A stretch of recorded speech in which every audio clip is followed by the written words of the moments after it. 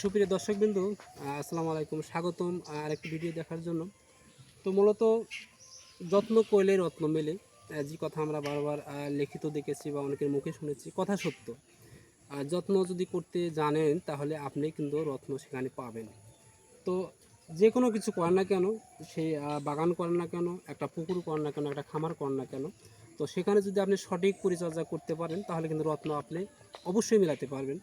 তো আমি বরাবর যে কথাটাই বলে রাখি যে আমরা যারা কষ্ট করে বাগান করব, খামার করব বা মৎস্য চাষি করব, তো অবশ্যই চাইবেন সেই জায়গাটা যেন আদরের হয়, সেই জায়গাটা যেন সোহাগের হয়। কেননা ওখান থেকে আপনি অর্থ পাবেন। সেই জায়গাটায় যদি আপনি সঠিক পরিচর্যা করেন তাহলে কিন্তু ওখান থেকে অবশ্যই অর্থ পাবেন। তো মাশাআল্লাহ, এখানে আমি দাঁড়িয়ে রয়েছি আমার আর প্রায় তৃতীয় নাম্বার যে বাগানটা, লেবুর বাগান। তো আপনারা জানেন ইতিপূর্বে অনেক ভিডিও আমি দিয়েছি। তো আপনারা চাইবেন যে এরকম জোয়ার আটকানোর জন্য যে জিনিসটা দিলে আপনি জোয়ার অবশ্যই আটকিবে এবং প্রচুর লেবু ধরবে।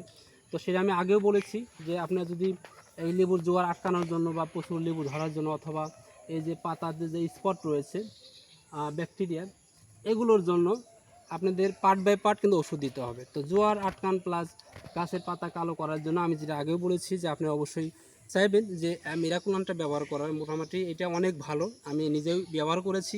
তো এটা কোনো ক্যাম্পাস নয়, আমি আমারটাই বললাম, আপনি চাইলে কিন্তু ব্যবহার করতে পারেন। মোটামুটি মাশাআল্লাহ, বাগানে কিন্তু অসংখ্য লেবু ছিল, অল্প দিনের আগে কিন্তু বিক্রি হয়েছে। তো এখনও দেখতে পাচ্ছেন মোটামুটি এখন এই যে অনেক লেবু কিন্তু চলে আসছে, এগুলো কিন্তু লেবু চলে আসছে। এই যে যে কুশি দেখতেছেন, এই যে কুশিটা, এই কুশিটা মূলত জোয়ার, এই যে জোয়ার আসবে, নতুন যে জোয়ার আসবে এই কুশি থেকে আসে। এই কুশি যখন বাগানে আসবে তখন অবশ্যই চাইবে সেই বাগানে ছত্রাকনাশক স্প্রে করার জন্য।